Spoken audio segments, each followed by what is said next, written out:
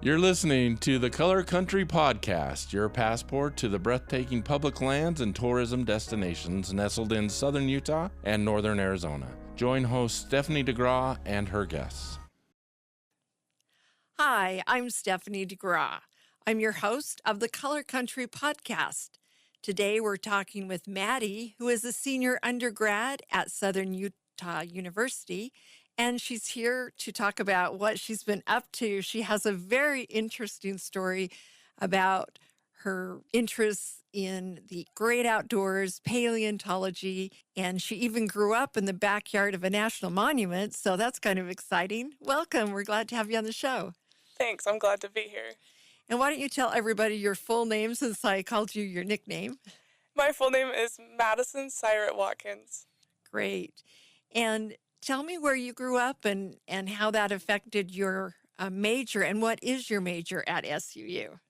So I am majoring in geology with an emphasis in paleontology, and I grew up in the little tiny town of Tropic, Utah, which is sandwiched right between Bryce Canyon National Park and the Grand Staircase Escalante National Monument. And that was a really great place to grow up.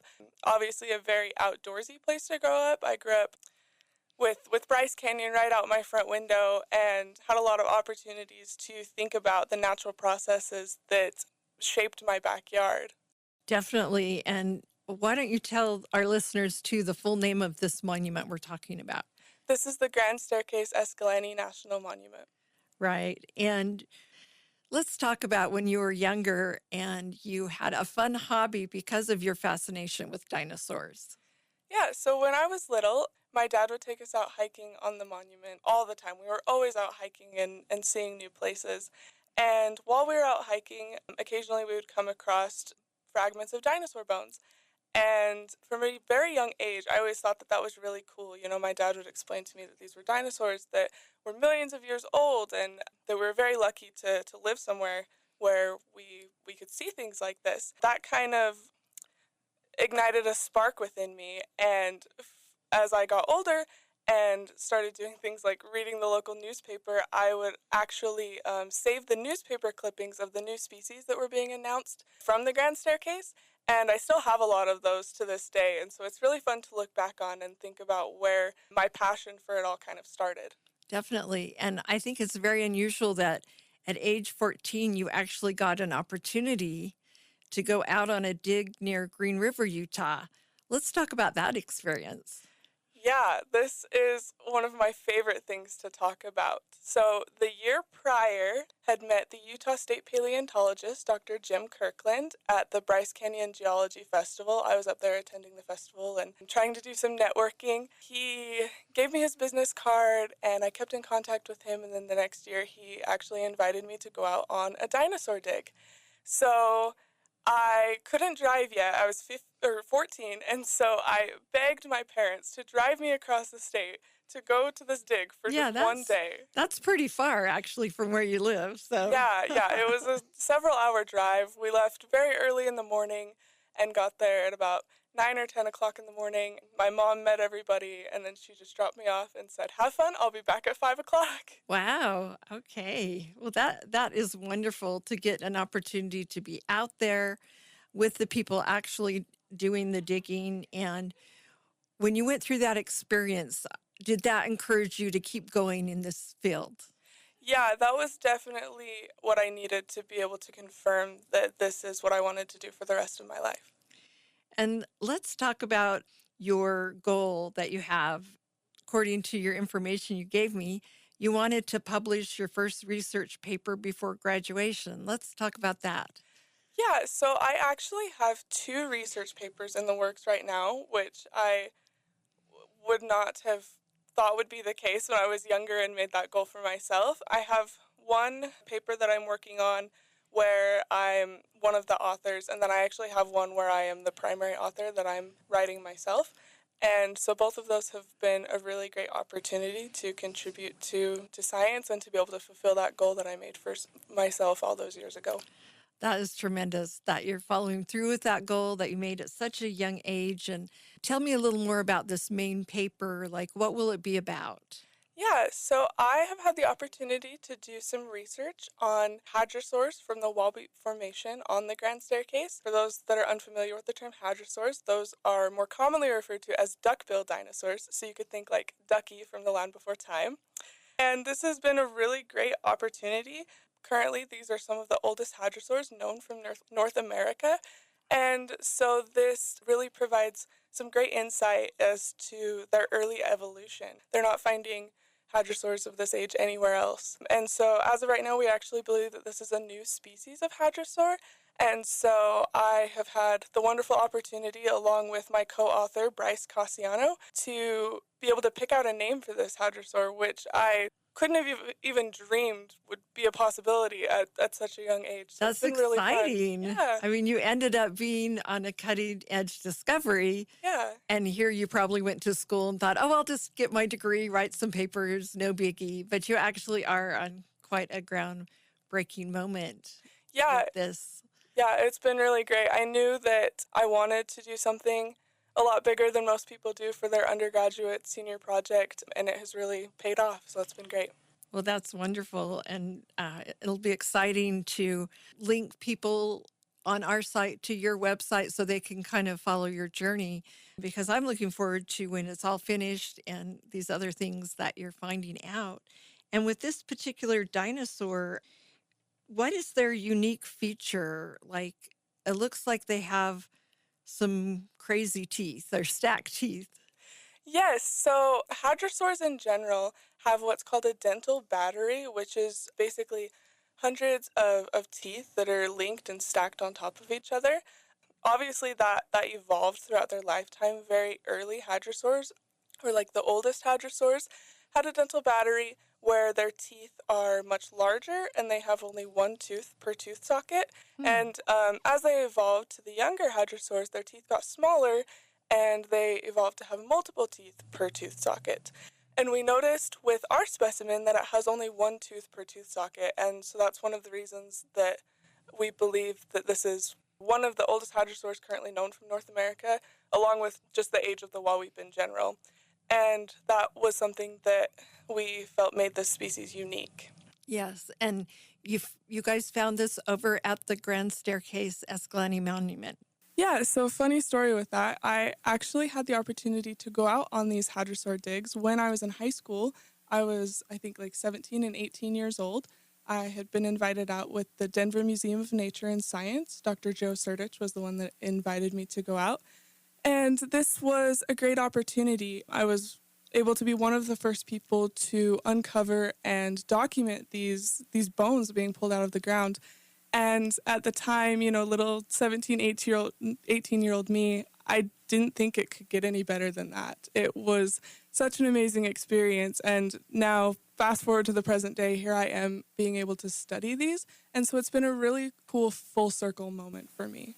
Definitely. I am amazed that it all tied together, your background, your upbringing, and then you got to be on a dig that now you're doing a big story about. Not a story, but actually a paper about for college. That's wonderful. Let's talk a little bit about your non-invasive techniques that the researchers use now. I guess we've got more modern ways of uncovering these bones. Yeah, I mean, there's always advancements being made in paleontology. I think that GIS in general, although GIS has been around for a long time, it has been a really great way to be able to document sites and keep better track of things like that. I also think that things like CT scanning has been really great for bones. It's a really great non-invasive technique to be able to view the structure of the bones without damaging them. And then kind of on that same wavelength, you can use that data to recreate 3D models. And then those models can be studied from all over the world, and you don't need to ship these fragile dinosaur bones or get funding to go to a specific museum to view them. And so I just think that that's really cool to be able, and just one way that makes paleontology more accessible to everyone. Well, I agree. That's some great technology. And sharing this knowledge that there actually were dinosaurs on the Grand Staircase Escalante National Monument is really important, I think, because many people don't know that they were out there in the history. It's just a beautiful place to go hike and camp, but a lot of people don't realize how historic it is. Yeah, I mean, the Grand Staircase really is at the forefront of Utah paleo right now, I want to say. There's always new species being pulled off of the Grand Staircase. Within the last 25 years, there's been a really big push ever since it became a monument. So it's really great to have it get the recognition that it deserves. And you also say in some of the notes that you gave me that you have a goal of perhaps seeing out in that rural area a special museum built someday. Can you talk about that dream? Yeah, it started out as kind of a joke with a lot of the local members of my community. When I mentioned I wanted to do paleo, people would always say, make sure you establish a museum so you can bring the bones back here because we want to see them.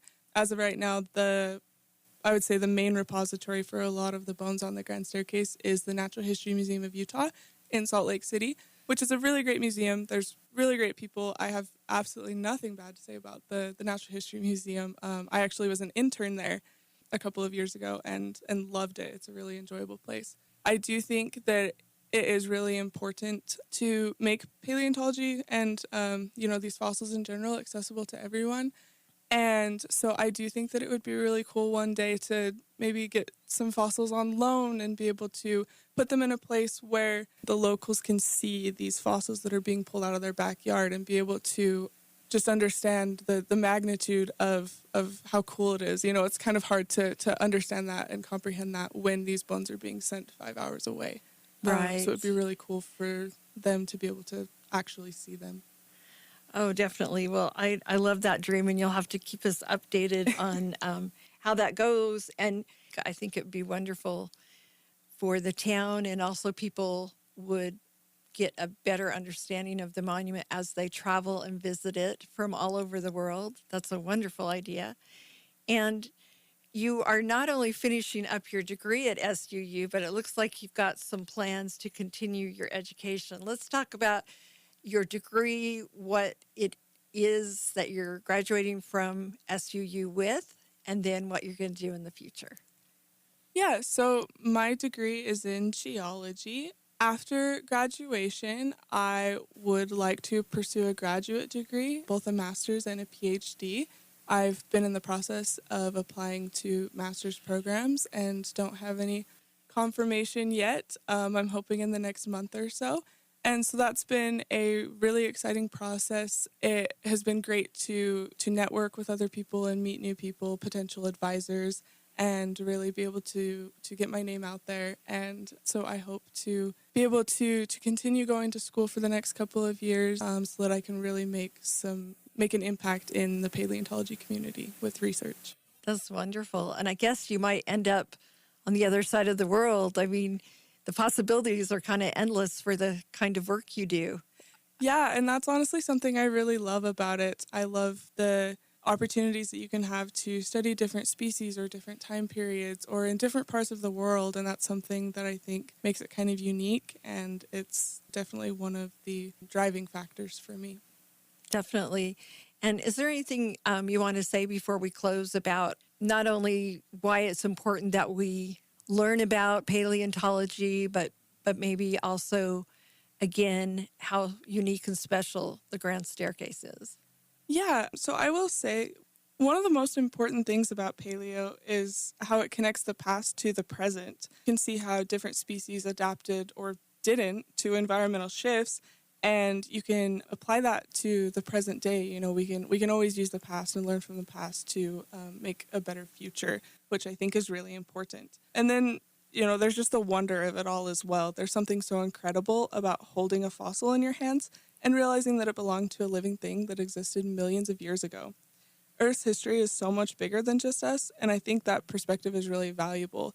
And I think that the Grand Staircase is a great example of that, and that's one of the reasons that places like this need to be protected. I think that's something that's very important, and I hope that people will realize, and I think it's really important that visitors, go to these places and respect these places.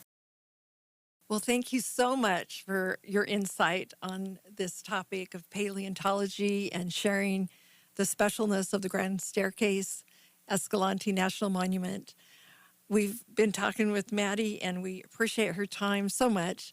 This has been the Color Country Podcast. I'm Stephanie DeGraw. You've been listening to the Color Country Podcast. Enjoy your public lands and remember to leave no trace.